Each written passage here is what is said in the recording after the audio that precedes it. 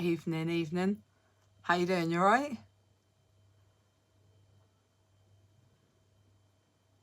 I'm good, thank you, Tracy and Jenny and everyone. I'm good, thank you. How are you?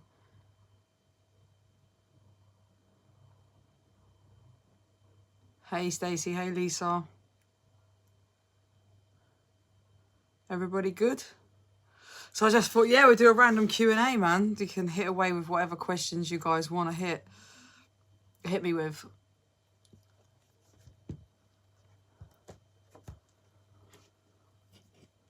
Hey, Rachel. Hey, Happy.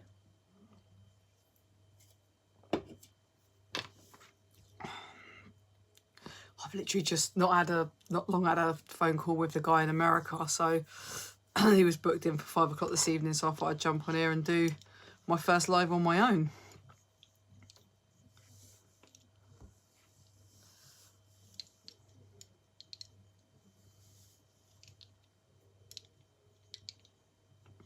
Everyone gone quiet now. Come on, who's going to fire it off with the first question then? Because I know I don't get back to everybody on the questions. Yeah, he's good. He's so positive. Blows my mind. Absolutely blows my mind. So yeah, so we're doing recordings once a week. Every Sunday evening we do a recording. So I'll probably just I book in with him at 5 o'clock, and then I'll probably do a live every Sunday evening. Hey, Loz.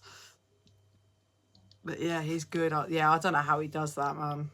Such a long sentence. But we had quite a juicy gossip like convo tonight. It's a bit more kind of about death row, so get to the juicy part soon. Obviously he's done his introductions, like the first couple of episodes about himself, so now we'll get to what it's really like in America on death row. It's amazing. It's amazing to hear what it's actually like over there, how he manages to keep his brain busy and strong-minded, bless him. I know. Hey, Ruth. Yeah, that's what I mean. It's crazy, because I've always wanted to know about death row and stuff like that, because American prisons, in comparisons, hi, Ruth, to the English jails is just so different. You know it is. And yeah, I think he's just clearly a strong-minded person. He's I don't want to give away too much, to be fair, because you'll see it on the next upload of how he spent his first 2.5 years, so I don't want to give away the next one coming up. Hey, Samantha. Yeah, she's not too bad, thank you. She's doing all right. Prison sounds cool. What are the lows, and what does medical consist of? So are we talking, Tracy, about over here in England? I've just finished watching the interview with him last night and left a few comments. Yeah, okay, I'll have a look, because I don't think I've got back to anybody yet, to be honest. I'm not going to lie. So if you want to ask any questions in here.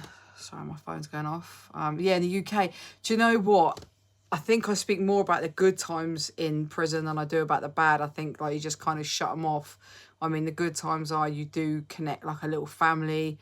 You know, you have some proper laughs. I've got some of the best memories that I'll ever have, like one of the best Christmases and stuff. But there's lows, like there's missing your family. There's being behind the 4 walls. Like at first, I realised I could never be on my own. You know, I've always been in relationships because I never knew, like I could never sit with myself. I never knew how to. And when you're in prison, you haven't got a choice, and you're just sat with your own thoughts. When that door's locked at 6:30 at night or 5:15 on a Saturday and Sunday, you're just screwed. You're just there with yourself, and that was torture for me. That really was torture for me. But it's the best thing that could have ever happened to me, in the fact now that I love my own company. I love being on my own. I love it when it's time to come in and shut my bedroom door. The medical side of it, it's 50-50. There's some horrific sides of it. Girls not getting their medication, them not helping. And then there's some really good things where some girls have actually ended up being diagnosed in prison, and they've actually got medication where they couldn't get that on the outside. You've got to be comfortable with yourself. Yeah, right. Did you hear about the 8-month baby killed in Hackney? No, I did. Actually, I think was that 2 parents that did that again? I think I saw something the other day, actually. You definitely got to be comfortable with yourself, Samantha. 100%. Like, yeah. I never realised how, like, is it codependent I was? I can't really say a family way too full of people. Yeah, I couldn't think of anything worse. I love coming home and locking off in my room. Did you have one that was innocent and wrongly in prison and got justice? Who was that soul?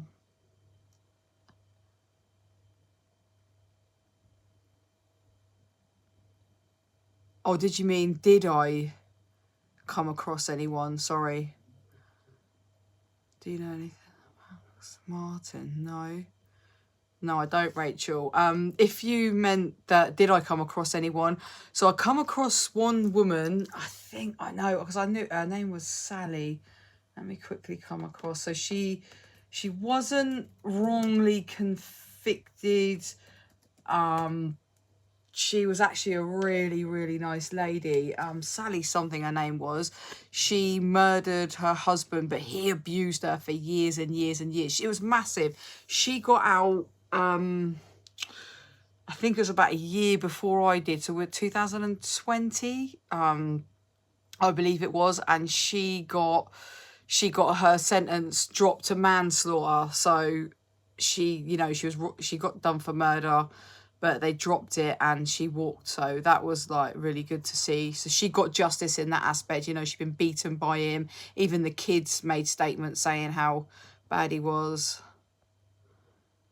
Why do you think that there is no mental health training for prison officers, especially when they're working with women who are vulnerable? It's a really good question. Because it's more money and time for the prisons. It's more qualification things, I reckon.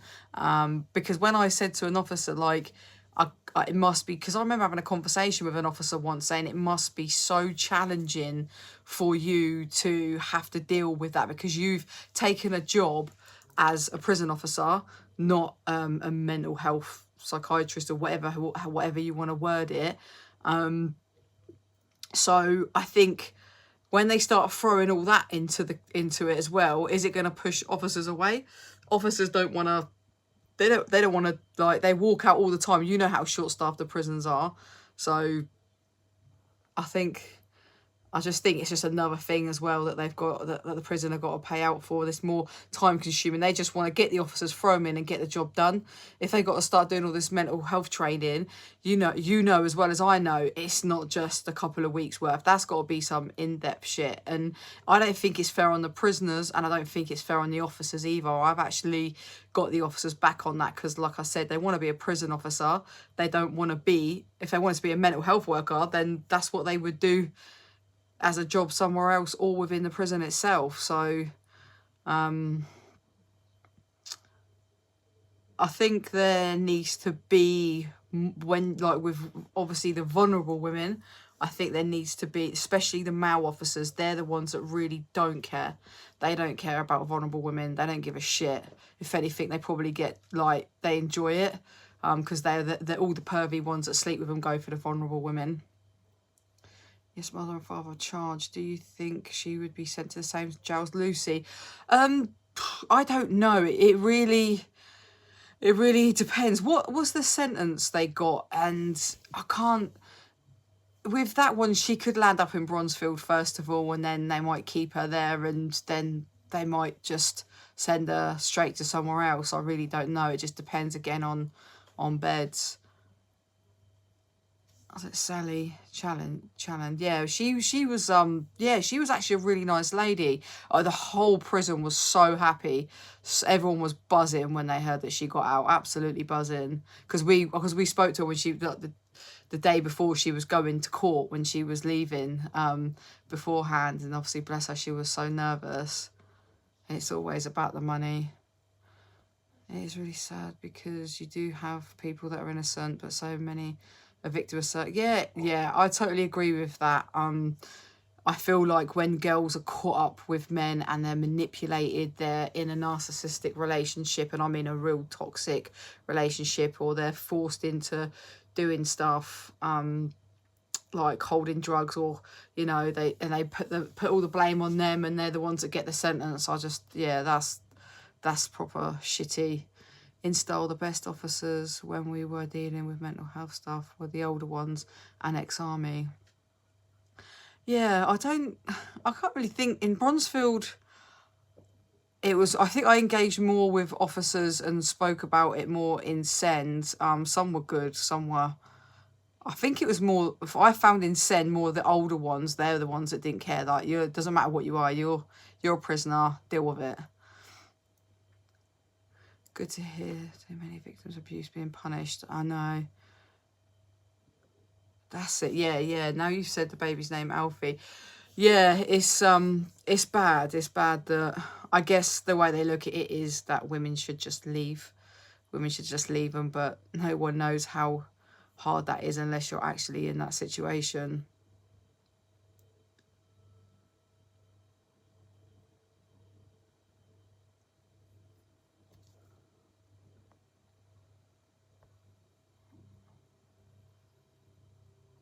Have they been sentenced who killed the baby called Alfie?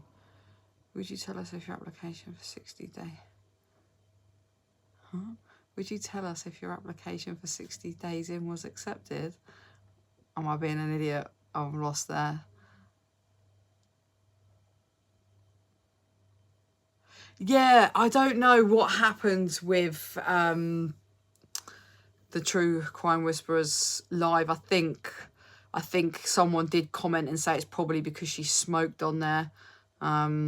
Oh yeah, yeah. Oh, do you know what? I would do that. I think that'd be fucking hilarious, Because do you know what it is as well for me is it's the officers as well. Like how I got treated so different. I got treated so different, and all like how they would hover around my room and all that sort of stuff. So it'd be hilarious. I'd love to go in undercover and just show it all.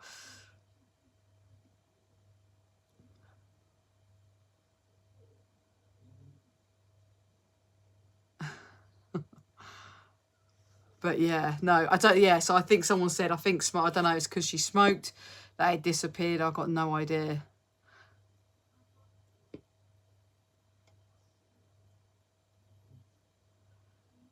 Yeah,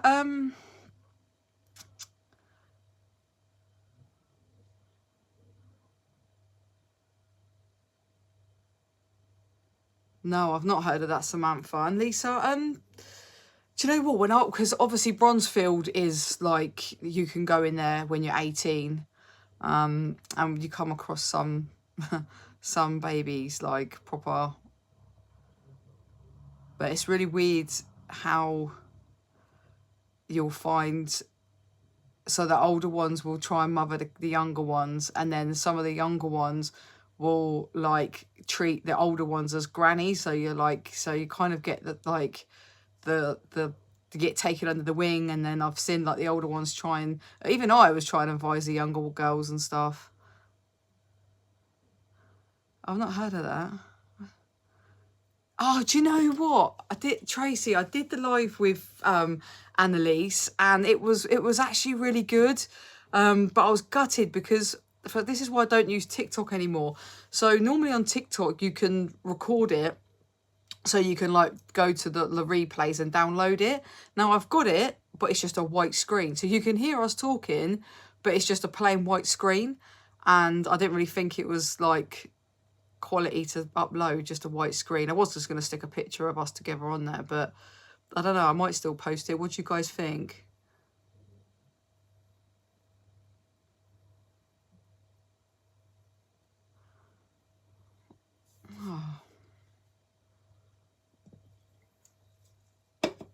But she did say anyway, she did say, sorry, she would do a live with me on here, but she got COVID a couple of days after we did it. So yeah, well, I'll see how she's feeling, and if she's not up to it anytime soon, then what I'll do is I'll just post it anyway. I'll just stick a picture on. Okay, cool. All right, I get that uploaded. I'm off work tomorrow, so I'll get that one uploaded tomorrow. And then my laptop's blinding my eyes. Yeah, I'll get that uploaded tomorrow. But yeah, I'm telling you now, because the plan was that Lee was supposed to come on once she feels better as well. Yeah, because do you know what? So Lee was supposed to come on, and so was the True Crime Whisperer.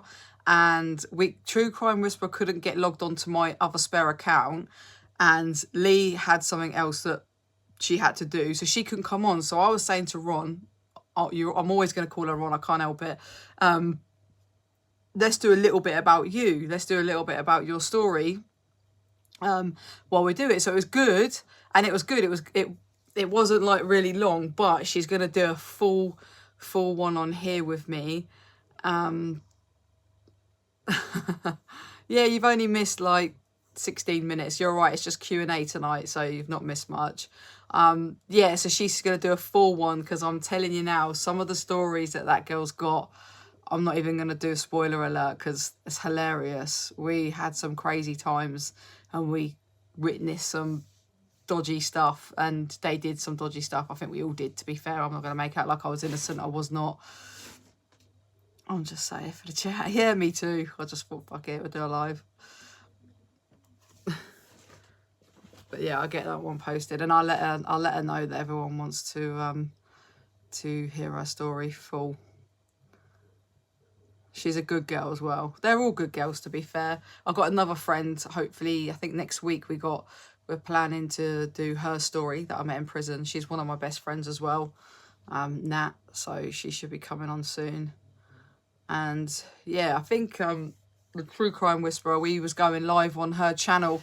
I think she posted something the other night, but then she'd messaged me that she wasn't very well. She didn't sound too good at all, and I haven't heard from her since, to be honest. Yeah, so I need to write a book. I'm going to, just people go to hell doesn't mean they're bad people. No, not at all.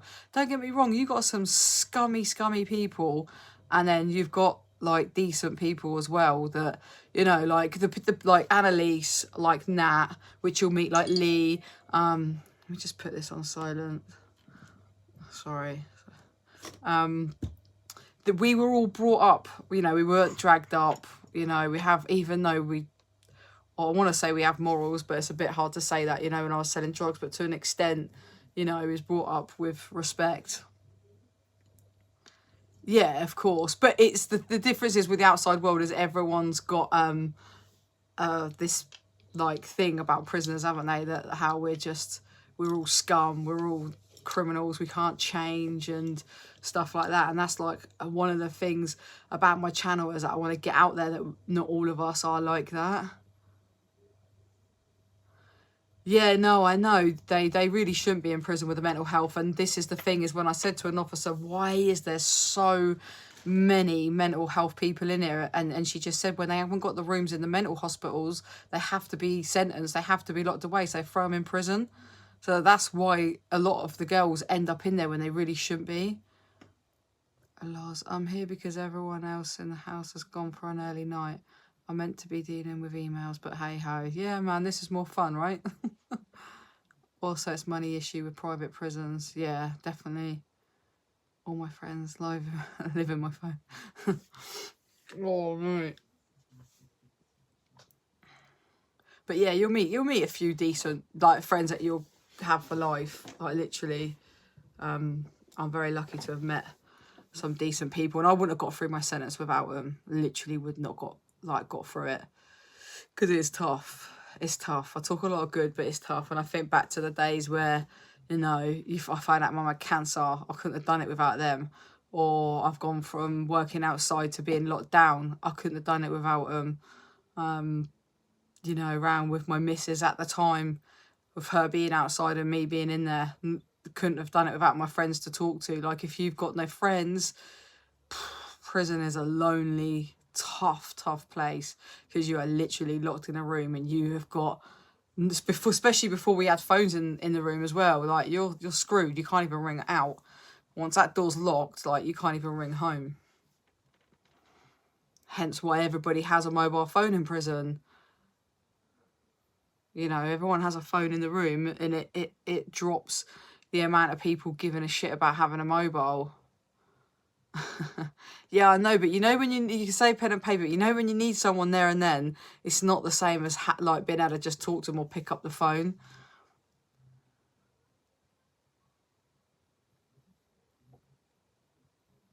No, they're not allowed. I'm saying that's why they do have mobile phones. Like, that's why, you know, my friend had one, I was using one, like everyone, I would use my friend's phone, hence how I got the pictures. But it's obviously illegal. It's an extra charge, an outside charge, if you get caught with a mobile. But when you don't have a phone in your room and you're locked behind your door at 6:30 at night and you can't go down and use the phone, then people struggle badly. Did all my friends stick by me? Do you know what? Yeah, like, I was really lucky. I think when I was on remand in Bronzefield, you was allowed visits 6 days of the week, and I had a visit every day. For the 8.5 months I was on remand, I had a visit every single day. I don't think there was a day, I think there might have been a day that I didn't want to visit. But I literally, yeah. And it was the same few people. I think I cut people off myself. I was very blessed. I am very blessed. With and you always have that one friend that's just does everything. I'll give a shout out to Emily anyway. And literally, I would always ring her, Emily, can you send me this? Emily, can you do this? Emily, can you grab me this? Can you grab me that? Like, bless her. I must have run her ragged, but not once did she moan. Not once did she get fed up with me. Not once did she ever, like, not send me an email pretty much every day through my whole sentence.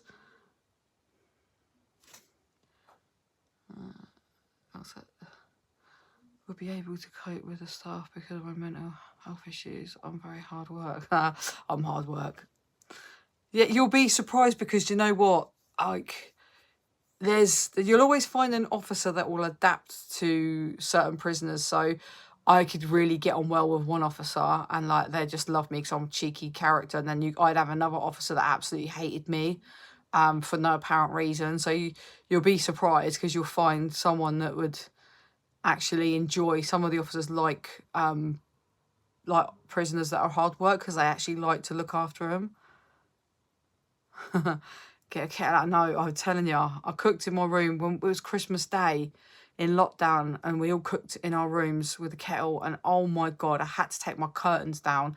Everything absolutely stank of cooking. Oh, it was horrible. Had to wash all my clothes. It literally was horrific. Yeah, no, I'll never forget. I'll never forget. Bonus prison, I like the people that went above and beyond. Like, I'll never ever forget that.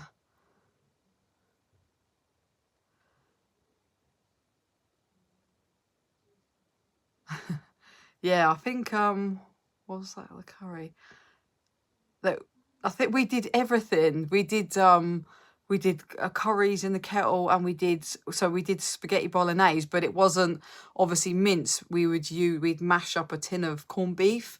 And when someone said it to me, and I was like, not in a million years, no way, that's going to be nasty. And it actually, because I don't like corned beef, but in the sauce, it actually tasted really nice. I'm not going to lie. I've done the cheesecake on mine, and do you know what? I did say that I would show how to cook a curry. We cook some banging curries in the microwave, really really good ones. So I'll have to do a video on that. Like I said, I've done the cheesecake one like quite a while back. Then that's about maybe a year and a half ago.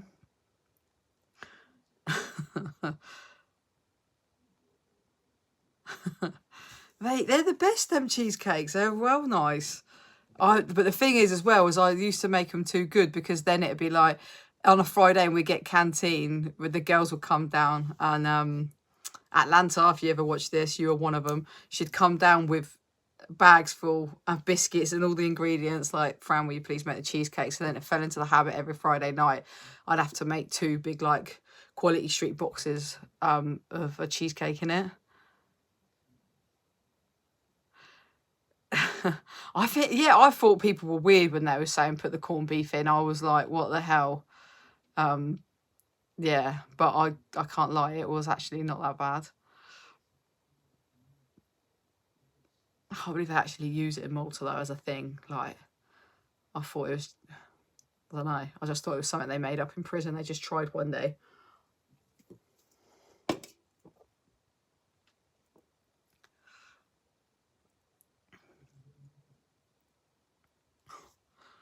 How did it turn out anyway, Samantha, when you made it? I think it was you the one who commented on it and said that it didn't turn out that great. I think somebody actually commented on the video. Let me get it up. Hang on. Let me go on to my page. I think it's quite an old.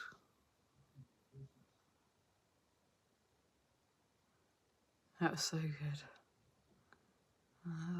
Where we go?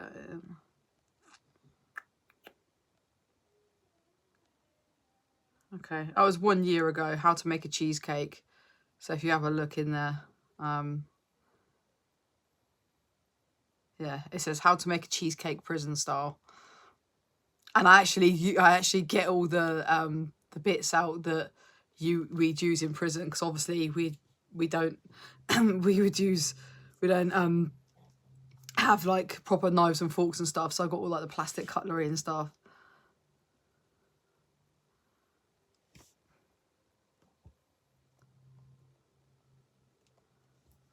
So where's all the questions then, guys? Come on, let's stop now. I'll just be sat here in silence. Is this true? Is it true you're not allowed an Xbox 360 with the Wi-Fi disabled if you're enhanced? You're allowed it. So you was allowed the Xbox 360. I can't remember. It was the old one though. It's like the PlayStation. I had the PlayStation 2. That was the newest one you was allowed, but it was more down to the you know, the USB charger, like the port in there, because basically obviously that's how you could charge your phones. But now obviously they stopped the smoking, so they had the vape, so you got to have the USB plug anyway. So I don't know if they've changed the rule now.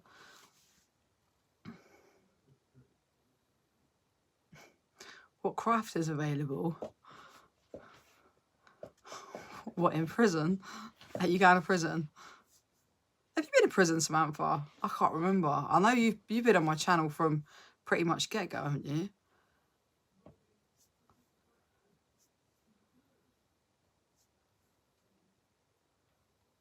Not yet. Oh, fuck's sake. All right. Well, take off the yet and just put no. Don't put it out there to the universe. Jesus. Just keep busy. If anyone's watching this and you ever land up in prison, just get as many jobs as you can. Keep busy as hell, because that's the best thing you can do. It literally is. That's what I've done. I'll keep my story for you. Never say never. Oh, fuck's sake. All right, well. Yeah, just keep busy. If you go to prison, keep busy, because your mind will be your own worst enemy inside, literally. That was what I struggled with first of all. I literally just, yeah, my mind I just done away with me. I really got quite down really badly in the first prison.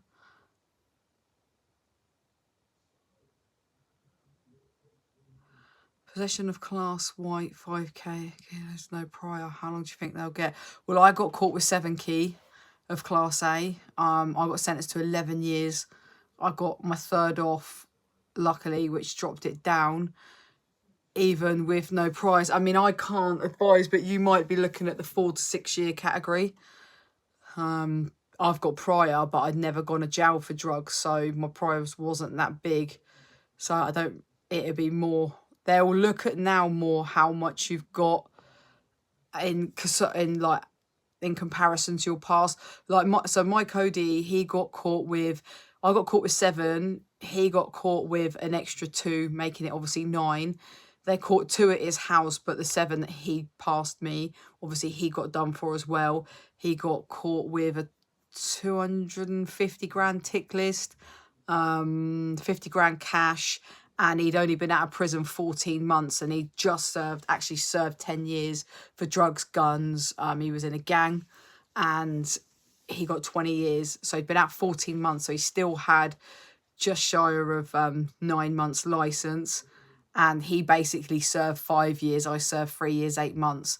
So I don't think prior really comes into account for it, because if you do the maths, he got caught with an extra 2 key, served not much longer than what I did. So I would just go by what the solicitor's saying. They do give you paperwork, and they tell you how many keys. Like sometimes it gets to the point that if you get caught with 1, or is it like 5, it doesn't make no difference. So it kinds of how many keys. But yeah, I'd say between 4 and 6. That's just a guess.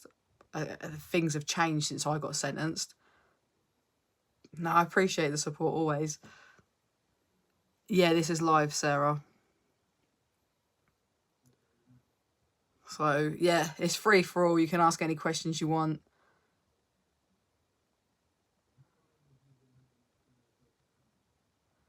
Do you think that more money should be put into preventing the revolving door of crime for women by funding more alternative schemes outside the gate? Yeah, 100%.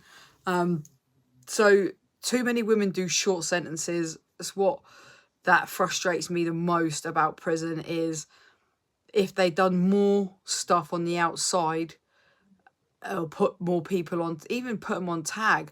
Like, what's the point in sending someone to prison for 4 months?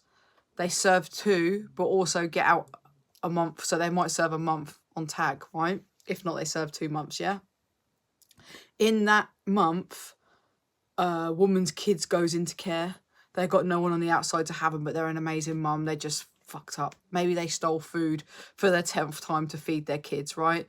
And then they lose their home because they've gone to prison. So you're ploughing that money in to keep putting someone into prison. But not only that, and this is why I think time, is it timed or time? Time is, the female version is sick. It is the closest thing I've ever seen. I've said it before, I say it again, to a female prison, because literally they when that woman goes in and out and she loses her kids in the home and she comes back out, so she steals because she wants to get her kids back and she wants to get a home. So if this woman's lost her kids and her home, what's she going to do? She's going to go out and commit another offence, even if she can't get her kids back.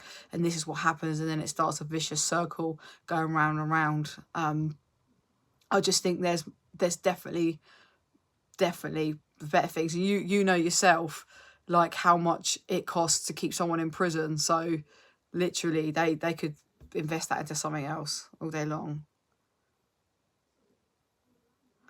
We apologise in advance, but what would you change in prison if you could? Might be a list, sorry. That's a good bloody question. Damn. If I could change one thing, and I mean, I would scrap anything like I've just said. I think stop women coming in for short sentences, losing kids. I think what they've done is they've opened up, and I've only know 1 or 2, I think, where they've done, it's for mothers and children. It's like a prison, isn't it? They can go in and rehabilitate themselves in there, so they get the punishment of not being allowed out and all that sort of stuff, but they can go in with their kids, so it don't totally ruin the whole families. But I don't know, that's a good question. Food, maybe, in some. Mind you, Sen was really good, the food in there. Bronzefield was horrific. Do you know what?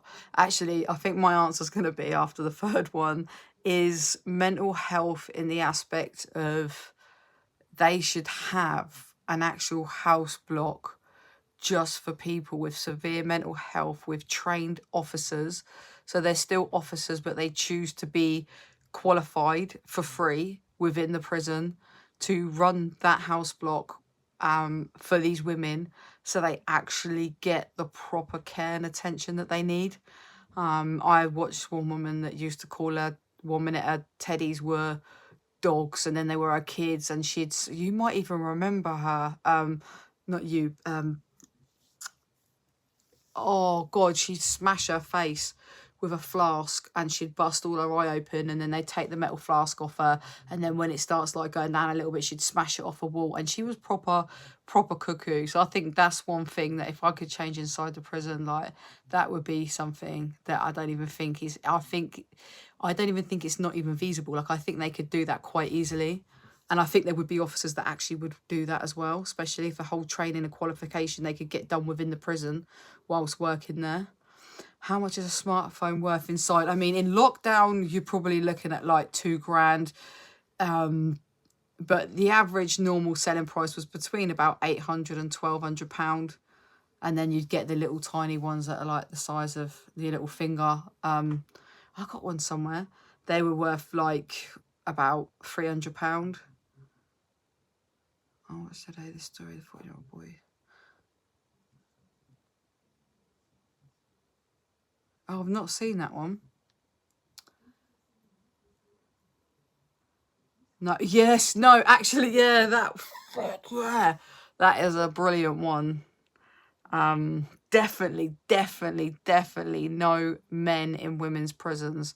I don't think it's right. Do you know what? There was one person, I don't know if I say her name or not, and I've said it before. She's on one of my, when I've spoke about transgenders in prison, she's on one of my videos on my channel. Love her. And if I could have 10 of her in the prison, then I would never disagree with it, because she never, everyone loved her, everyone got on with her, never ever hit it on a woman, never, and had the sex change whilst in prison. But other than that, oh God, don't get me started now. You're starting something, man. Just gonna get me all high rated. How can a man that rapes women, be in a female prison? I don't get it. But yeah, that's definitely another thing that I would change. Yeah, I know, Lisa, I'm starting off now as well, especially when, like, he's just come in with the no men in women's prisons. I just don't think it's right. I don't think it's fair. I don't think it's fair when I know that 90% of the men that come in as women have slept with women in prison. I just don't think it's right. I think it's a cop out. But like I said, that one person was my friend. She had the sex change, and oh yeah, she's just literally the only legit one I've ever come across. Do you think mothers should be allowed to take their children into prison rather than go into the care system? So they do, Ruth. So in Bronzefield, they have a mother and baby unit. Literally, so it's a bit of a waiting list. I don't know how many beds are on there. It's like a prison inside the prison. No one can get on there. Nobody, unless you live on there, and you have to be escorted by officers, obviously due to like paedophiles and stuff like that. So no one like that could ever live on there, could ever get on there. Bronzefield, I think, is the only one round here. I think there's another one, I can't remember what other prison it is, but it's the only one locally to here that do it. So you can go on there with your baby until they're 18 months old, and after that they have to go out to family. And if you've got no family, then you more than likely wouldn't have been on there anyway. Your child would be in care, but they would have to go out to care, because they say that obviously the baby can start remembering. It's like that kind of age where they actually remember stuff. But not only that, there's other women that are waiting to get on there. So yeah, so I know a girl that was pregnant on my wing, and then she moved over just before she dropped, so it was real good timing. There was a bed spare, and then she had a little one. You can see them on the visits when they go on visits, because obviously they have to visit at the same time as you still. There's no special treatment for being sat with a murderer or a paedophile on a visit. So this is pretty cool. But there's just limited space, and like I said, limited prisons have that. So unfortunately, people lose their children. What are your views on not being allowed to have a shower and being locked up 24 hours due to shaft shortage and lockdowns? Yeah, I think that's against. I mean, I've never known it to actually. Sorry, hey Janet. I've never known that to happen. I think maybe in men's prisons, I think that might be the case. I think that it's a lot different there. They're always short-staffed. I mean, look, if it happens for a day, for 24 hours, it happens. Like, what can they do? Like, I don't think not being allowed a shower for 24 hours is the end of the world. If you're going into 48 hours, 3 days, then 100%. I think it's disgusting. I think it's against your human rights, and stuff like that. Lockdowns were crap, like in the aspect that there'd be times we wouldn't even get outside association or even get to come out, because it was down to staff shortages. And it's like, well, why are we being punished because your staff don't turn up for work, or you can't get staff? But then what are they supposed to do? Let us run riot without officers? So it kind of is what it is. As crap as it was for us, there's nothing we can do. Did you mention her genuine trans women? Okay, but not men with dicks. Yeah, so she had a penis when she come into I think, she was there before I went to the prison. She had a penis, and she literally obviously had the change, and she's the only one. I mean, personally, do you know what I think? If they really need to do it and they feel the need to, like Downview's got it, so it's a transgender wing, and they literally should have that on every prison. And if they have the sex change in prison, then they should be allowed to go onto the population with all the other girls and be treated as an equal. Because if you want to change your sexuality, obviously I'm gay myself, so I don't want to be a man though, but I'm just saying, like, it doesn't make no difference to me, but I think have the sex change, and then obviously if you become a female, then you should be treated just as equal as any other female. But when you go with a penis and you're pretending that you want to be a woman and you're mocking it and you're sleeping with other girls and not taking your medication, that's, yeah, it's just gonna, yeah, it's a whole different story. And it's like, new law doesn't allow trans women in violent sexual offences. All men are genitals in women prison anymore, thankfully. Yeah, but if that's the case, then all these women, whatever, because I don't want to disrespect someone who may generally, but okay, rapist Jess that sexually assaulted women, why is he still in a women's prison? If this law's taken in, they should be shipped straight out to a man's prison. That one makes my blood boil. Because he mocked it. He literally mocked it. Like, he would wear like red blusher, but it looked like a clown circle face. He'd have a man's watch on, man's sandals, but a flowery, flowy dress that not even your granny would wear, and a wig that would just be like sat on its head, not even brushed, and it would walk around, and it was ruthless. His attitude, do you know what? In all the paedophiles and all the kiddie killers and stuff, they all had friends. That's the only one person, and I lived on that same house block and the same wing at one point as well as him, and I call him a him because it's a him. I don't care. He doesn't want to be a woman. That's the only time I'd be disrespectful to someone's gender. He had no friends, and the whole time I was there, I lived on there about 10 months, and no one spoke to him. No one, had no friends. So, and I think that's the only time in prison I've seen somebody have no friends, and that's how royally hated he was. His attitude was rude, and he didn't give a shit. And he would, if anyone even said anything to him or was rude or felt like he was underportioned at dinner, he would put in a complaint. He'd put in a complaint against you.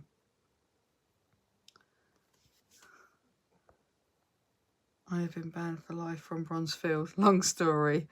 What? Oh, you can tell me all about it tomorrow night on our Zoom call. You must have some dirt to dish out then. Definitely. I look forward to our chat tomorrow. In your experience, what was the main reason women are incarcerated? Good question. I'd say there was quite a lot of older women for fraud. I'd say fraud was quite popular, and drugs. Yeah, fraud and drugs, I'd say. There's quite a few murderers as well. And terrorists. No, but I'd go with fraud and drugs. I think that's got to be the most popular one. Well, the trans men, so are we talking now about the women that want to be boys? Well, they will stay in the female prison. Because they want to be boys, they like girls, they get girls. They ain't going to go to a man's prison. And I reckon that I think bad things would happen to them. Even if they look like a boy, that's got what a man wants. But yeah, they wouldn't last. Do you think? Yeah, it definitely was. Do you think it just... Yeah, I reckon, Jenny, it might well have done. I think it was a power thing. Obviously, that's sort of some sick, I don't know why they do it, but maybe it's something to do with power or whatever. But I think it was a power thing as well. Like, I can manipulate the system. I can fight to get into a woman's prison. And if I want to take one of you women anytime, I can. Like, literally, don't. You have to Google. I can't think of what his name was. But it's Jess anyway. He changed his name to if you put in Jess in Bronzefield, it will come up. And if you're on my live and you keep messaging me, will you please stop, because I'm busy. I do understand that it must have been frustrating for people to be locked up in COVID and not being out as much, but also people are in prison for a reason. Yeah, like we're all there to be punished. And I think the problem in COVID, what was so tough was the prison didn't know how to deal with it, which I understand. Obviously, the world didn't know how to deal with it, but it was when we don't have phones in our room and they limited us to 20 minutes exercise a day by landing, and then it up to half an hour. But then we also was only allowed 10 minutes to phone home. Now, at that point in my life, I've got a mum terminally ill with cancer. I've got a dad, they're not together. I've got my best friend that supported me, and I've also got my partner. So just with them 4 people alone, never mind my brother, never mind any other friends, that's 4 people. How you having a conversation for 10 minutes? Now, it's things like we would go to the office and be like, look, you need to get us more time on it. Like, we need more time. Like, this is not okay. Like, this doesn't work. Like, you try doing everything you need to do. And you know what all their response was? We can't see our families either. Well, we're not asking to see our families. We know we can't see our families, but you can FaceTime them, you can call them, and yeah, okay, like, it was our fault. We committed the crime. None of us were, never trying to deny that, but it's the way that they didn't give it. Every officer was just bringing it back to them. Well, we can't. I can't go to my mum's house. All right, but we get that. I'm not trying to ask to go home. I'm not, I know I can't go out of the prison anymore. Like, I know that's all gone, but how can even 10 minutes talking to your mum, like, so that's that it was the way they dealt with it, in the aspect of the officers. Just, it was like they just brought it to them. It all went back to them and what they were going through and how hard it was for them, instead of thinking, hang on a minute, we're going through this is tough. Just being able, I can only sit on the phone, on a FaceTime my mum for 10 hours if I want. That's tough for me. How must it feel for them girls, especially with girls with mental health? It's madness. Just came in hoping everyone was well. Yeah, we're good, Irene. Hope you're well. Because there'd be a hard time. Yeah, in men's prisons, they would get messed up. Men don't mess around like women. Women are just, they want to have a slagging match for a day or 2, and then they'll kiss and make up 3 days later. Men don't mess around, but when it comes to that kind of crime, he would get done. That's why you want to stay in there. He's going to get done massively. It's corruption. It happens all the time. Like, it's not. I wouldn't say it was rare at all. What do you feel when you met? Oh God, when I met Kate Middleton, shit, that was mad. Yeah, I found out by accident in the morning that that's who I thought I was doing a prison documentary, but I wasn't. I was going to do an interview with Kate and Catherine, but I call her Kate. We're mates now. And I was nervous. I've said it before, I say it again. I literally was like, don't swear, Fran, don't swear, because my mouth's vile. Especially in prison, it got really bad. My parents would tell me off all the time, stop swearing. But yeah, I was like, please don't swear, please don't swear. I was nervous, but she was mint. It was one of the best experiences of my life. How did you get caught, and what were your initial days like? How did I cope? Good question, Bella. So my Cody, I spoke about him earlier. He was under surveillance. He come out of prison. He'd been out about 14 months. Anyway, cut a long story short, met him in a pub. I pulled out. As soon as I pulled out, a car come behind me, and I was just like, oh, my gut went. And then it went to overtake, and I was like, oh, thank God. And then I just got, is it T-boned? I was going to say teabag then, T-boned in. And I smashed all the windows through, and I got nicked. And my initial days, like, so I went in with somebody that I was with at the time. They was with me in the car, and so I was scared because I'd done 11 days before, like about 15 years ago. I'd done 11 days in prison, so I kind of knew what to expect. I'd done 7 days in Bronzefield, so I kind of knew what it looked like, but I was scared. Now, I'm not going to beat around the bush. I was scared. Luckily, that who I went in with at the time, they was all down, like, come on, let's go out. And I was just like, oh, I don't want to go out, but luckily they was there, so obviously we went out. But that was it. The first night I heard screaming all night and banging on the cell, and I was like, oh my God, like, you just think, what the hell am I coming out to? And so you just have no ideas. And when them doors unlock, oh my God, like, it's like, I'm not joking, it's like they've just let the animals out the zoo. It is so noisy, it's so loud. And it was like, yeah, I didn't really want to come out of my cell at first. I was like, no, I don't want to go down. I don't eat breakfast anyway. I didn't really want to. And it's scary. It's scary because it's the unknown. So you don't know who you're going to meet. You don't know, is it like the TV? Because even though I'd done 7 days before, 11 days, sorry, but 7 in Bronzefield, I never really come out of my cell. I was like washing in my room. I hardly ate because I was terrified. I was absolutely terrified back then. And then, so even this time around, it was like, is it going to be like the movies?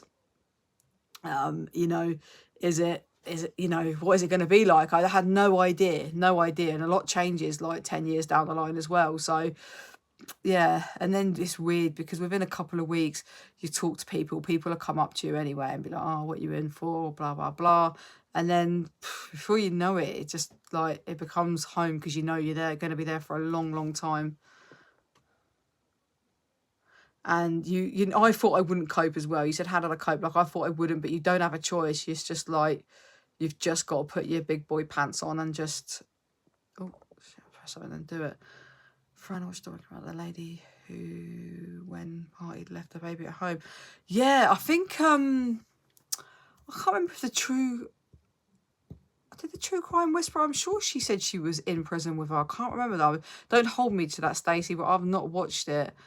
I don't think I want to. I pulls on my heartstrings too much. Can you get the footage of Kate's visit interview and use on your channel, or won't they give it out? Yeah, like, it's so if you go on to my channel, I think it's one of the very it was on, so they posted it on their Instagram, Royal Kensington Instagram. They posted it on there. They posted it on their Twitter as well, I think my friend said. It's one of my very first videos. I think it's not the whole of it, but it was quite interesting hearing how you talk about mentorship. But that's it. If you want to watch it, then you need to go down to the very bottom of my videos and watch it. I'm not showing you anymore. And if you go on, if you put it in on YouTube, I think it shows her going in. She goes into the prison, and before she comes, she goes into the visits hall and speaks to prisoners that was in prison and that got out and rehabilitated their lives, and then she comes through to the family room and then sits and talks to me.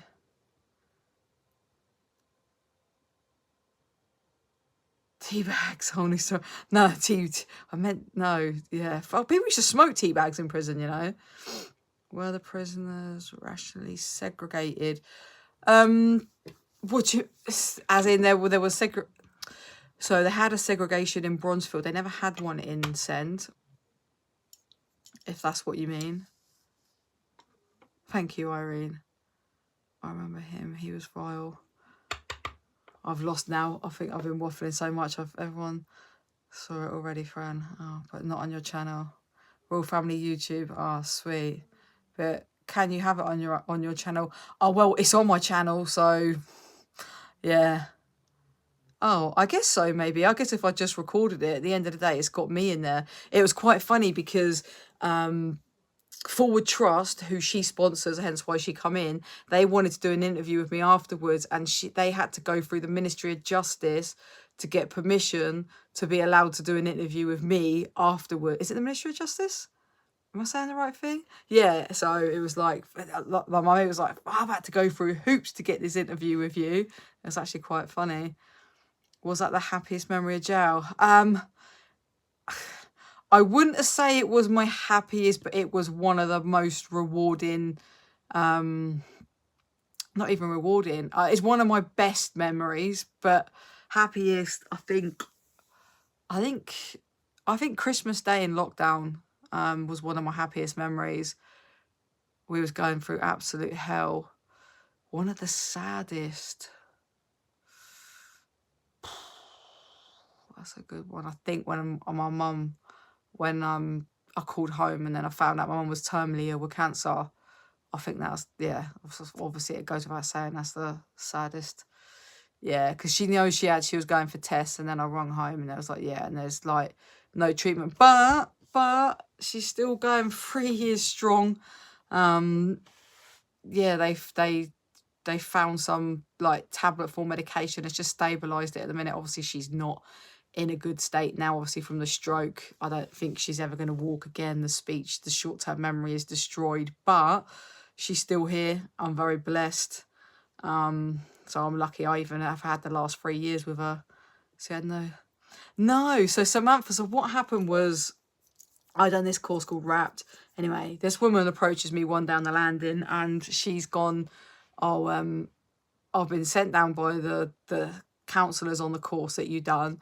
We're doing a prison documentary. Would you be interested? They've put you forward. They really think you would be good for it.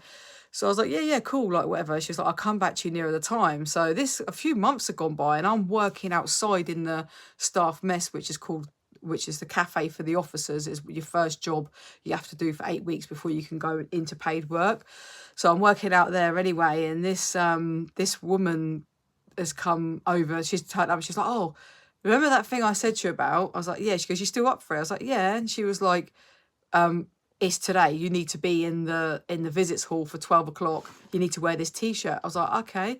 Bit short notice anyway, but I've come away and Ron, she's the one who heard it, and my mate Lucy, they've gone, oh, she was like, Kate Middleton, mate, you're meeting Kate Middleton. I was like, what? They was like, we just overheard this guy telling an officer, and then he saw us listening. He went, oh my God, no one's supposed to know. No one's supposed to know. So that's how I found out. And when we went up, because I went back telling everyone, the officers are like, nah, no, you're not. No, you're not. Like, not in a million years, mate. Like, basically thought I was chatting shit.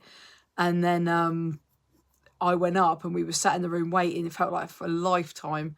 And then the counsellor was like, do you know who's coming in here? I was like, yeah, Kate Middleton. And it was like, how the hell? They couldn't believe how I knew, because not even the officers were told, because obviously all the girls would have just gone nuts. So they locked down the prison while she come through. I don't know.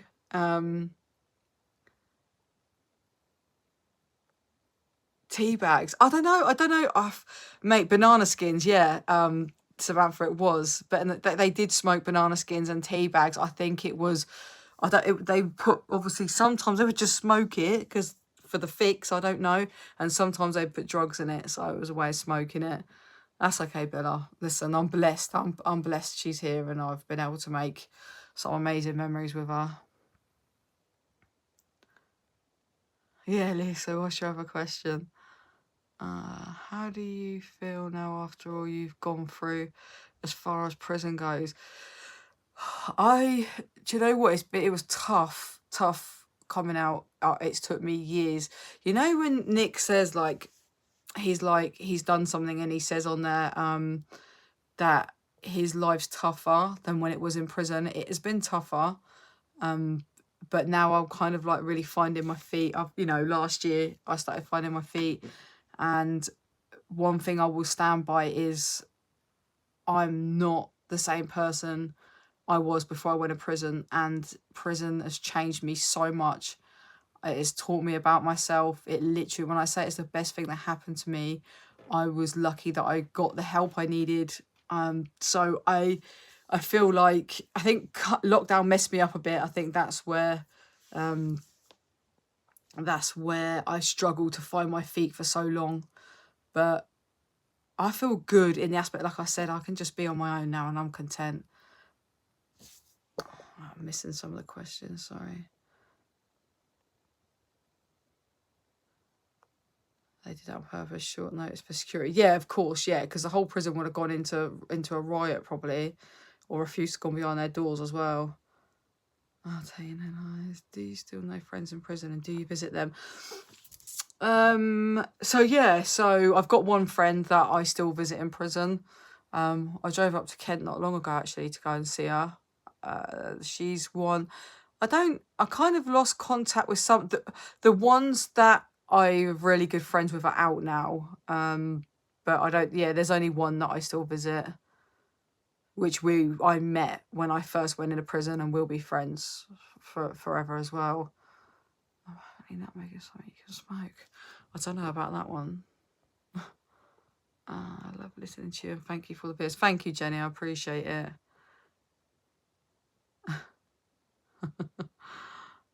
Do you struggle to come off the?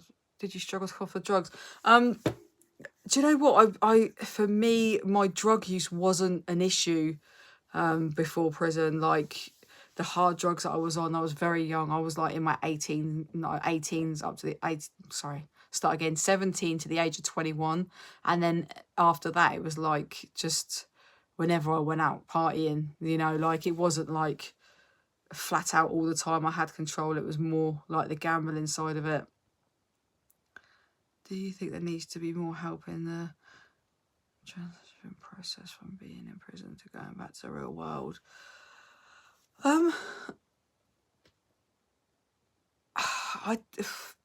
you know what? I struggled when I was quite open with my probation officer, and I said like I'm struggling, and they got me help straight away. It wasn't like I needed like full blown counsel at that point, but they engaged me with is it talking therapies?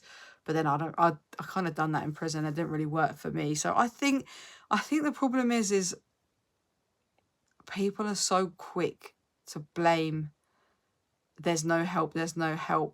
But I think if you actually asked, and if you engage with your probation officer correctly, if you do the simple things that they ask you, like turn up to appointments and stuff like that, there is help. They can get you help. They actually can if it's to do with mental health.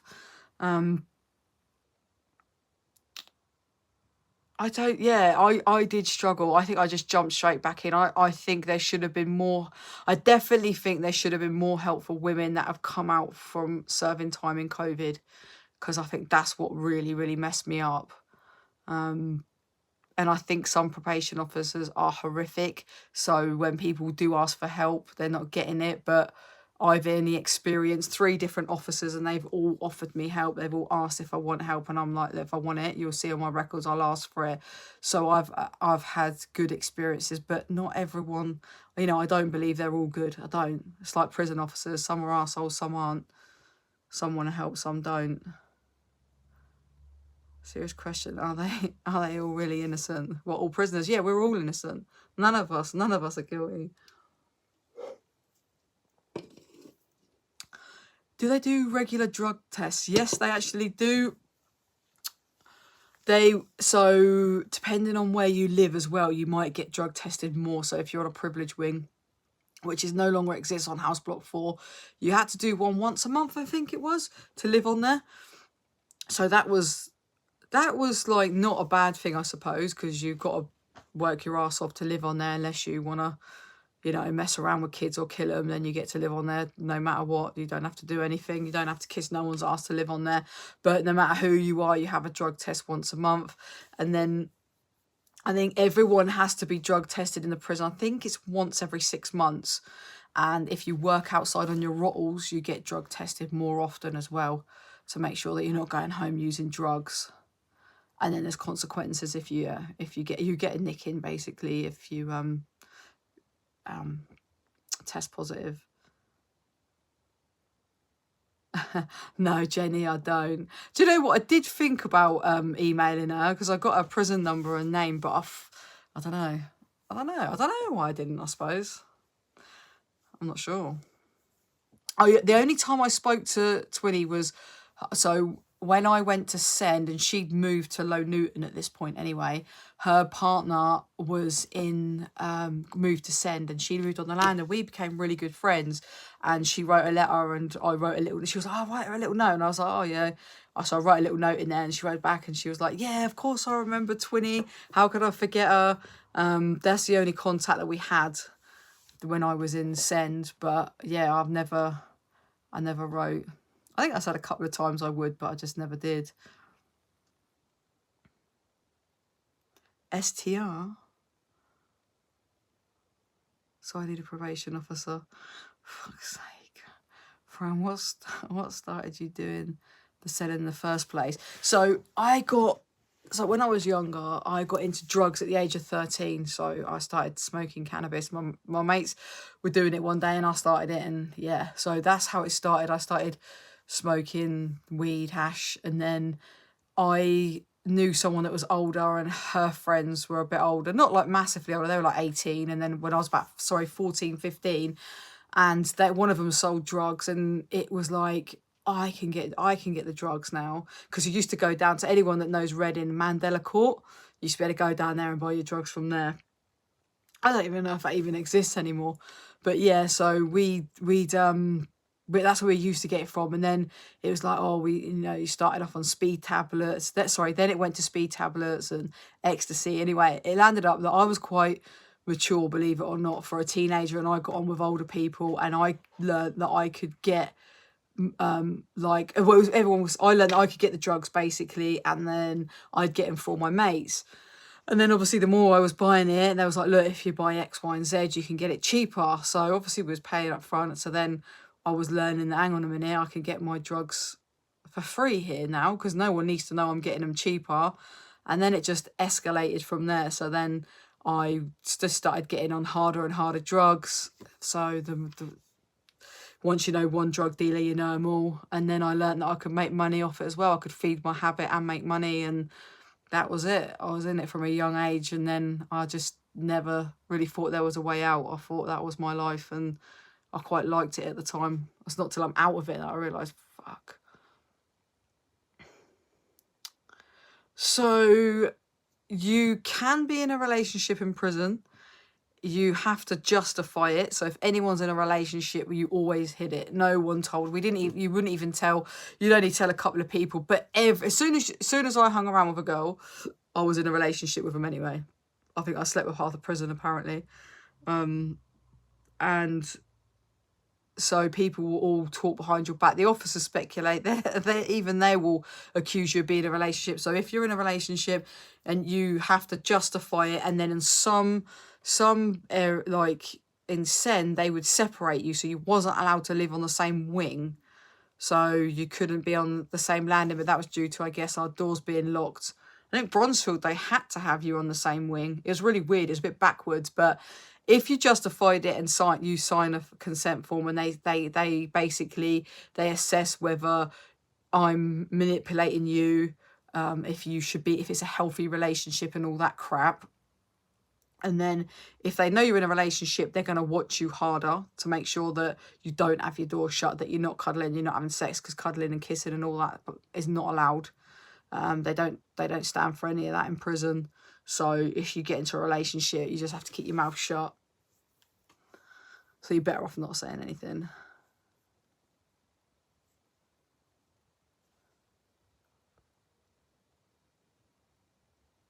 How long did the person you got caught get? So the guy that I got my drugs off, or the person that I got arrested with? Bella.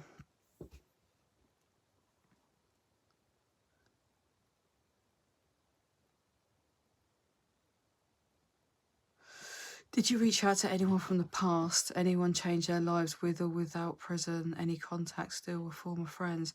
Do you know what? So I kind of shut off from a lot of people when I come out. Not loads, not like just people that I wasn't that tight with. It was a bit ironic because one of the guys that was involved but didn't get caught, he was lovely guy. I've known him for years. I spoke about my mate Haley, who passed away years and years ago. He was a group, he was like a friend of the group, and he reached out to me when I'd come out, and we was talking about meeting up, and something said to me in my gut like, oh, don't, it's that world and stuff like that. And I didn't. I just shut my Facebook down for a little while, and then literally it wasn't that long after he actually got nicked, and he's serving quite a bit of bird for drugs. So I kind of I might speak to someone through Facebook and stuff, but I kind of just keep myself at arm's length really.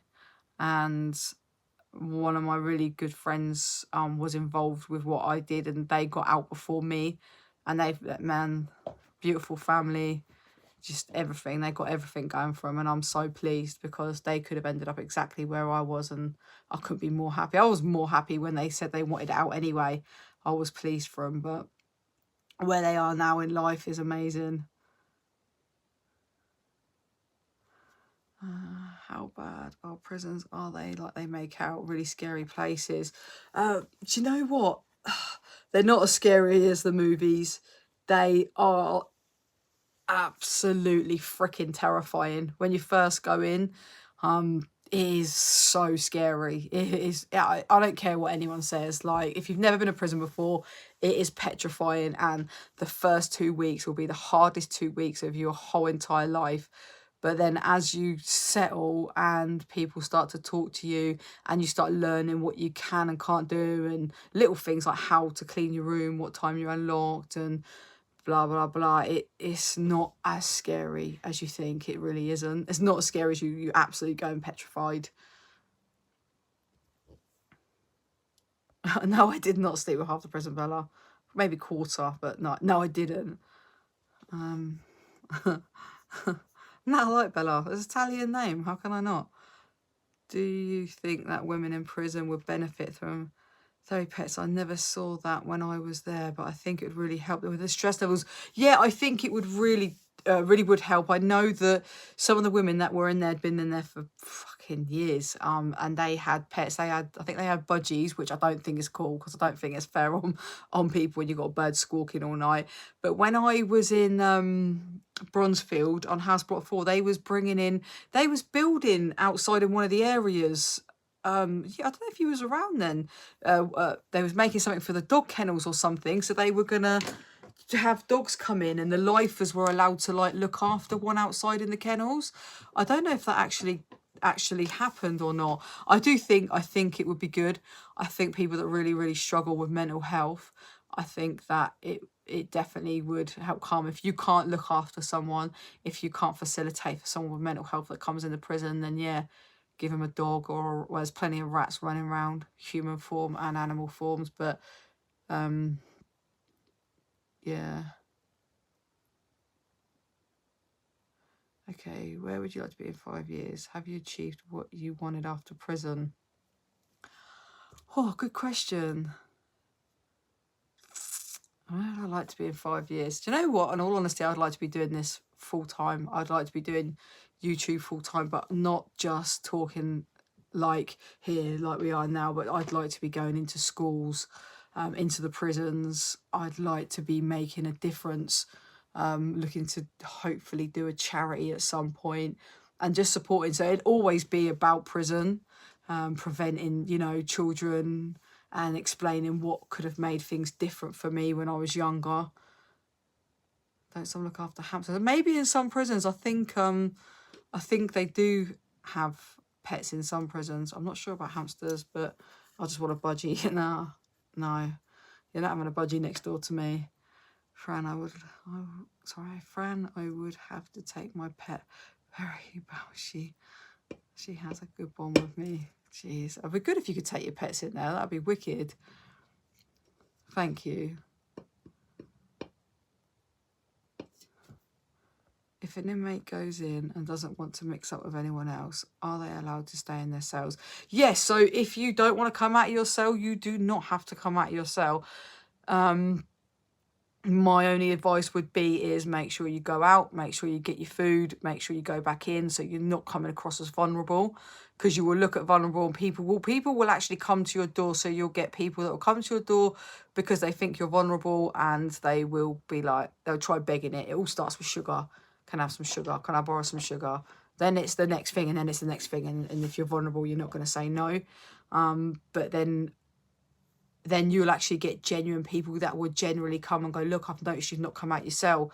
Like, come out, like it's fine. And that will come from a good place. All that'll do as well is if you come out and get your food, then people will be curious. Everyone's name is outside their cell door, so people will Google you. People will ask on a visit. If they've got a phone, they'll Google you, and they'll just make sure that they'll automatically think that you're a wrong 'un, because you're not coming out your room, and but you can't hide your crime in prison. It's impossible. So you can lie, but it will only be a matter of time before people find out. But yeah, you can stay in your cell. You have to go to work. If you don't go to work, you get a nicking, unless you get a sick note from the doctor. But you can go in your room and you don't have to come out. You can ask the officer. You can ask the officer to lock you in as well. So if you just want to go in your cell and be locked in, they can just lock the door.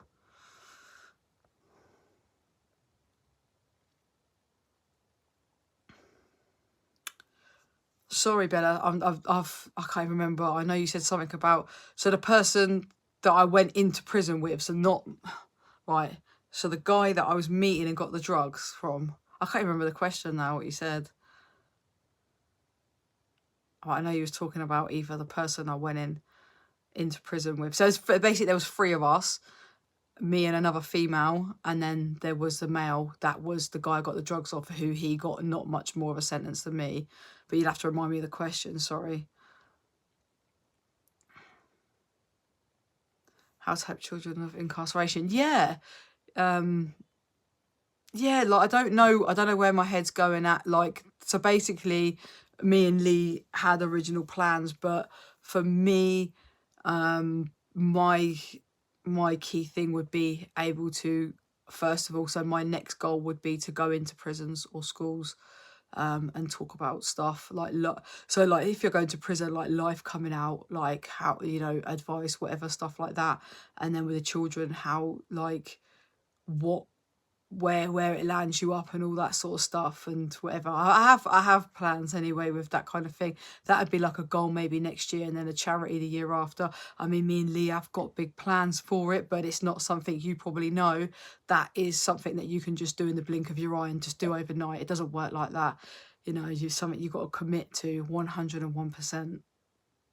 And this year is the first year that I'll be committing 101% just to my channel. So all the rest of that comes along. What about like halfway home charity, so the girls don't come out homeless?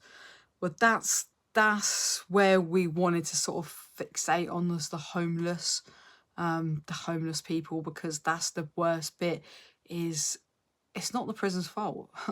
Like, I don't know why the prisons get blamed for people coming out homeless, because at the end of the day, they didn't force anyone to commit a crime. And again, it's a horrific thing for me to say, because it's easy for me because I had somewhere to live, but you do engage with housing like 2 months before. Like, it's not like they don't do what they can do. It's not, if you want to blame anyone, you're going to blame the government, because they don't make enough homes for these women and men.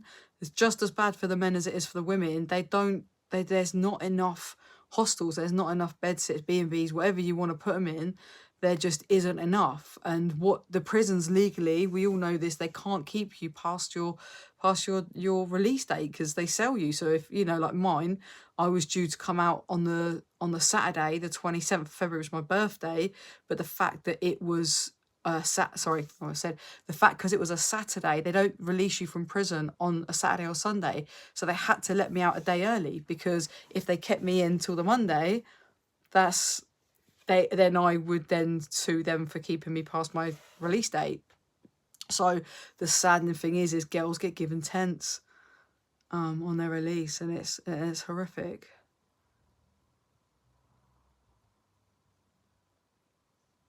You say you wouldn't want to leave the cell, but you'll be surprised. You wouldn't at first. At first, you would not want to. You wouldn't want to leave your cell, but then you'd go insane, and you would literally. There's only so much TV you can watch. You'd be a good speaker in schools, etc. You have a nice way about you. It would be inspirational to young people. Oh, thank you, Nicole. I really appreciate that. That's all right. That's what I'm here for. It's Q&A time, man. Fire away. Did the woman get the same sentence? Right, the man got more. Right, okay, so no. So what happened was that person was with me in the car. Obviously, they're not stupid, but so obviously they're in the car. Holdall gets handed through her window. He hands the Holdall through the window, and he leans, and then he goes to put it on her lap, and then she's like looked at him and said, "What are we doing?" So he's leant over and put it on the back seat. So we're all in the car, we all get nicked straight away. So when they've dragged us out the car, well, smashed all the windows through, And I've straight away, obviously, there's this big black holder. I'm not hiding it. It's on the back seat. You can't hide 7 key of Class A. So I've said to them straight away, look, it's mine. It's on the back seat. So I've always said to anyone that I'm with at the time, if it ever goes down, you need to get a solicitor and you need to do what the solicitor says, and they're going to tell you to go no comment. So obviously these two are going no comment, and the interview I've said, look, it's all mine. I said, look, I'm in debt, I'm doing this. You feed them the whole bullshit story. And then, so I was thinking that, there might be a little bit of hope. I'm owning it. It's mine. It's my car. Like, why are you going to keep this person? But they didn't. They was like, because you're the only one talking, and these two are going no comment. How do we not know that you weren't bullied into it? I'm like, mate, this person's never been arrested. Look at my history. You know I'm not being bullied into saying it. Like, they were just being, I don't know why they were being wankers. Literally, they just turned all funny. So I was like, okay, cool, got a solicitor. Anything else, I'll refuse to speak. And then, so we both got remanded. Obviously, that amount of drugs, no one's getting out. Now, people always think I'm lying. And literally, so this person's parents put up a 10 grand bond to get them out. Bail, sorry. It is a thing in the UK. If you don't believe me, Google it. It's actually a thing. Literally, you can do that now. It never ever used to be. And obviously it depends on your crime. If your crime is so out there, like for me, I never would have got that. I probably could have put up 200 grand and I would never have got it, because I'd be a flight risk, because I got caught with so much. But because this person never had a criminal record and I've already owned it in my interview, it's mine. What's the point in keeping her in there when there's a high chance that this person, all right, they're going to get a charge maybe if they want to be total arseholes, but they might not. So anyway, so they get bail. Cut a long story short, comes to one of the court where I'm putting in my plea, and I've explained to my solicitor, look, because I was up for conspiracy and I was up for dealing, so I was going to take the dealing charge, but because I could have got with that. But I said, if I take the bigger charge, like I want this person to walk away, like her family's obviously gone through hell knowing that they're in prison for 2 months anyway. Like, it's mine. I take full responsibility. So anyway, it come back to court. The prosecution come to agreement. If I went guilty on conspiracy, they would drop it. They would drop all charges on them. So I just went guilty on conspiracy, because they told them that I was going to go for dealing and not guilty on conspiracy. So they served 2 months after the whole long bloody story. Sorry. So they served 2 months on remand, but then all charges got dropped after that. You're a very level-headed person. I admire how truthful you are in regards to your life. I feel yourself from now on in energy. Thank you, Irene. I really appreciate that. It means a lot. Thank you. Yeah, definitely. That's a really good idea. I know some, I actually get on, I don't really know them. Obviously, if I can get into prisons, I know some really decent officers, and it would definitely be worth talking to them. Fran, you're an inspiration to others and your work is amazing. Keep going. Thank you. It means a lot again. I sent you a nice message on Messenger. It's a shame you never received it. Antonio? On Messenger? A lot of American prisons say that they have to unjust struggle with tampons and sex toys. Is it the same in UK? They have to unjust struggle with tampons. What do you mean? Lisa, do you mean that they have issues with getting them and stuff, or? I'm a bit confused on that one, but if you do, there's no issues of getting like lady things, sanitary towels and Tampax. The drawers are full of them. Crappy toothpaste and 28th Samantha. Toothpaste. I've actually got prison toothbrushes and stuff. I've said it before, I'll have to get my box out of my prison stuff. I'll do that on another live. Yeah, everyone gets a TV in their cells. You pay 50p a week TV license, I think, and it's like 20p or 25p each if you're in a double. What is the I do it a lot. So yeah, everyone gets a TV in their room, unless you go on basic for being naughty, then that gets taken for like a week.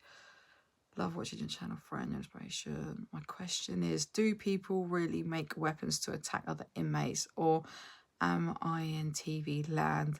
So Gemma, not here. So I don't think I know anyone that made a weapon. I'm just trying to think now if anybody made a weapon.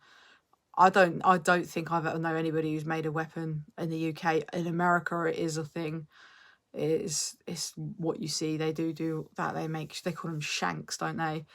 I'm actually speaking to someone. I think I asked them on my last video I uploaded that they make weapons.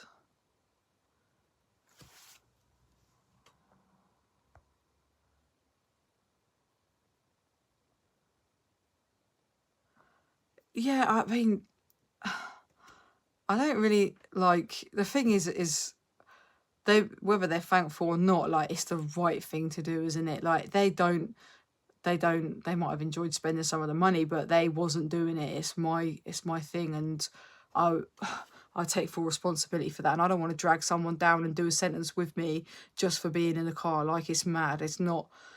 And I was more, to be fair, I was thinking probably more of their family than I was them. Sorry if you're watching this and that hurts a little bit. Could you get away with a fight if the screws cameras didn't see it? So they don't obviously have cameras in your cell, but they have cameras on the landings. So if you have a fight on the landing and it's all on the camera, then you aren't getting away with the fight. But if you can get in a corner or you go in the cell, then, but then again, it's a hard one, because if the cameras are working, they don't always work. But if the cameras are working, and let's say me and you walk into the cell, and then me and you walk out, or let's say I walk into your cell and then I walk out, and then few minutes later you come out and your face is absolutely covered in blood, then it's pretty obvious that you've done it. Umbrella? What is the umbrella?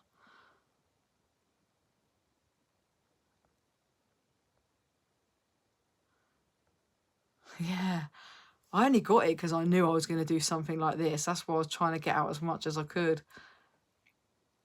I was just about to say, Loz, yeah, literally, that was the only thing. You're right, it's putting up pictures on the walls of toothpaste. That was brilliant for that. Yeah, I think, yeah, I was going to, actually, you're right, Samantha, as well. In the men's prison, they make weapons because they fight. The girls in the girls' prisons, they don't fight as much as the men do at all.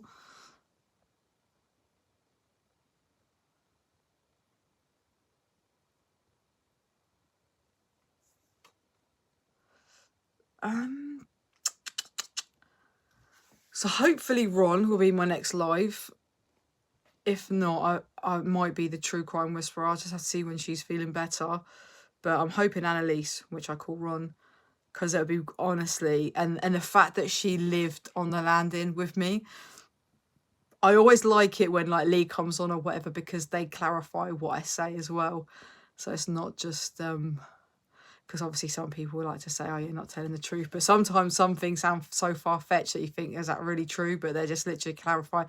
But honestly, Annalise is brilliant. She's such a wicked character, and she's definitely got some stories to tell. Definitely some funny ones. I'll see how she's feeling, because Nicole, she's had COVID. She was going to do a live with me, but oh, and there's Nat as well, as my friend Nat, who I was in prison with. She was on the same landing as me as well, so we'll see. There is definitely a couple of good ones coming up next week if they're free. Oh, thank you, Maya's family. I really appreciate that.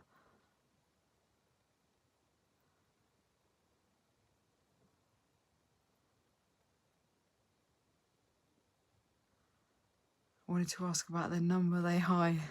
I don't know what's going on with your phone, Irene. What's Christmas Day like in prison, Fran? So yeah, the first Christmas Day I ever had in prison was I was sat with opposite Joanne Dennehy, so that was quite interesting. It was like, oh, my head was blown, and it was nice. Everyone come together.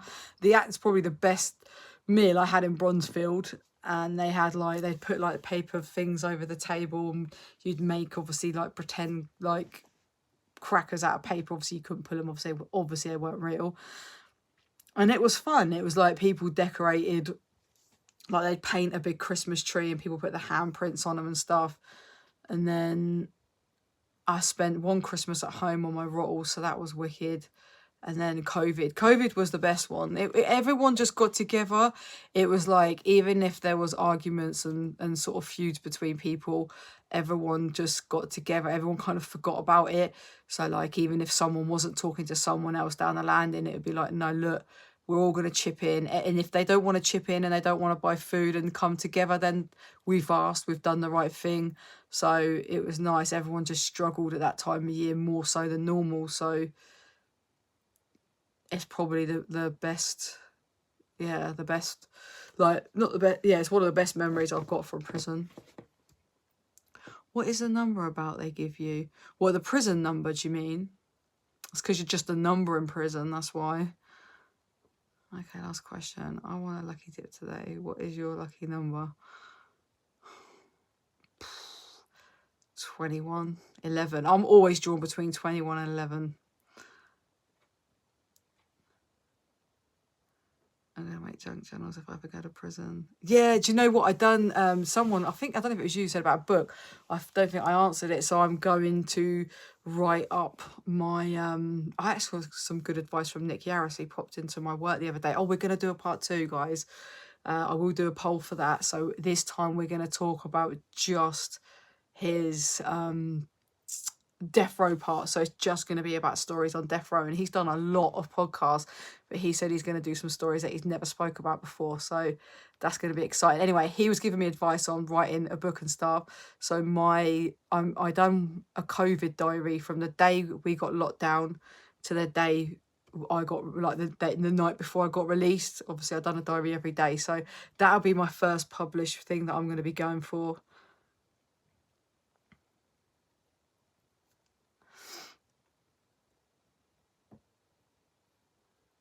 No, I don't speak to him.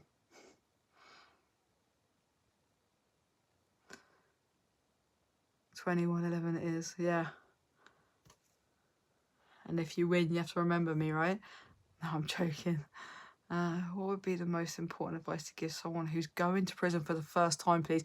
Literally, go on my videos and go to the very first ones, because I could be here for hours reeling it. There's a lot of, it's literally come out of your cell. Like, my advice to anyone is just get it over and done with. Come out, go down, get your breakfast, even if you don't want it. Come out yourself for 5 minutes. Don't lock yourself away. The lot more you do that, the harder it will be to come out, and then people will think you're vulnerable and say no. If someone wants sugar, just say no, sorry, I need it. I haven't got a lot. I use a lot of sugar, because that's where it starts. But the main thing is advice is, make sure you take phone numbers, addresses, date of births. Like, the most important thing, like, so first of all, the key thing is, don't just come out your room, and I swear to you, just be strong, and it will get easier and easier and easier. Don't shy away and say no. But you need to take phone numbers, like I just already said, the phone numbers, addresses and stuff, because you get one phone call when you go in to reception. That's 5 minutes, and you can only ring one number. Now, when you go into the prison, you can't ring no one unless you add them to the system. You can't add them to the system unless you've got date of birth, name and address. It's so important. So if you don't know these, you can't add them to the system. So honestly, my advice would be literally, like, just watch my videos from the beginning, as mad as it sounds, but because it just gives you step by step of, like, clothes, all that stuff that if you need to know, like, you need to know these things, because when you can't engage with your family, so basically you'll get 2-3 letters when you get in, you can write home, but that, because they're like second class stamps, if that takes 2-3 days to get home, then they've got to write back to you. That could be 10 days before you can even get them on the system. Then they got to be cleared. So you are going to hit rock bottom massively. Really, really hit rock bottom. But not being able to engage with the outside world, because that's tough. Fran, does it impact your life after your release in terms of certain countries you can visit for holidays?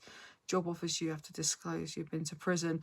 So I can't go to America for, I think they say you've got to have a clean record for 10 years before you can even apply. I don't know about any other country. I don't know if Australia is the same. I'm not quite sure. I just know US has always been that way. job offers, you know. So when I come out, because I had a really good job before I went to prison, I'm on LinkedIn, and when I come out, I had a job. I started work 2 weeks after I got out of prison, but I was getting offers. I updated on my LinkedIn, and I was getting a lot of people coming through offering me jobs. But straight away, I was like, look, I'm going to be honest with you. I only got out of prison like 6 weeks ago, whatever. And people would just ignore me, not even go, you know what? Thank you for your honesty. Just like nothing. And then some would engage a little bit more. And it's quite ironic because I got out at the end of Feb, and in May, the company that I work for now, they reached out to me and they was like, oh, look, you know, would you be interested in an assistant manager role? And then obviously I was like, look, I've just come out of prison a couple of months ago. Like, I'd love the job. It was close to home, but I'm not going to lie to you. And then he asked what I went in for, and then I didn't respond. And then the next morning, I think he messaged saying, look, he goes, I don't mean to be horrible. He goes, no, he don't mean to be rude. He said, but I'm not going to go any further with this. And I just said, oh, sorry, I didn't message you back. But anyway, you know, it was for drugs. And he was like, he goes, he basically was sending some text message back and forth, and he goes, look, he goes, I actually wish you all the best. He said, I really do. And he goes, and I respect you for your honesty. And then literally, like, it was just over a year and a half later, he'd seen that I was commuting an hour and a half to work and then an hour and a half back. And he reached out and he was like, look, he goes, that job's come up again.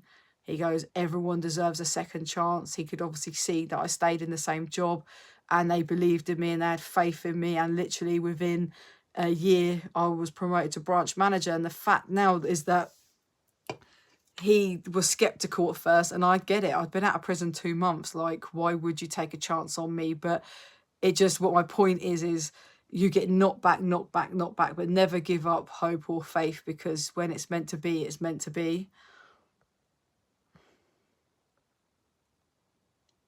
But yeah, it does impact it. So basically, people won't even respect you enough to go, you know what, you got balls being honest. Like, but sorry, you know, I had respect for this guy because he was like, no, you know, I'm not gonna go any further with it. I'm gonna buy a May journal for jail. Fuck's sake. Can you get tattoos in prison? If yes, did you get one of what? Yes, you can, but not these kind of tattoos. They use paint. They'll get black paint. They'll steal it from like arts and crafts or whatever, and then they'll just get a needle and scratch it in. But yeah, so no, I didn't. It's called, yeah, gel tat, they call it. Snail mouth. I've never been in America, but I've been in some states. For God's sake, are you on it tonight?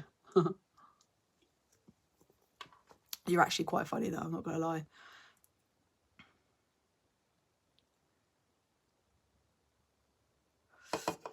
Get your prison number out to your family ASAP and tell them to look up email a prisoner. Yeah, it's a brilliant way of communicating now. Email a prisoner is so good, but you can't send an email to them unless they've emailed you first of all and they've sent you a reply sheet. So, but it is the best way of communication.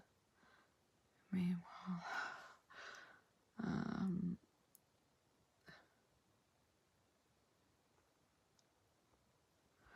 what are your views on Trump? Do you think he would ever touch a jail? You know what? In all honesty, even over here, I don't care about none of that politics crap. It don't appeal to me. I'm not. What was my job? I was a branch manager. Yeah, gay for the stay is what they call it, Samantha.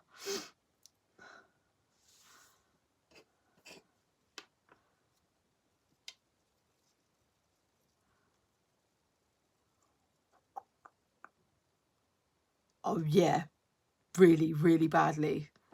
I'd say probably 80% of the prison was gay. But okay, so let's say 40% were actually gay, 40% was gay for the stay. You'd see women going on their visits to see their boyfriends and their kids, and then they'd have a girlfriend back on the wing or on the same visiting, and she'd be visiting her missus on the outside. Oh, yeah, it was entertaining. But guys, thank you so much for the questions tonight. Yeah, I've actually been flat out. It's been brilliant. It's actually gone better than what I thought it was, because it started off very quiet. You was all being quiet, and now you literally haven't stopped. So I think I am going to say good night to you all now. But I really, really appreciate you all joining on.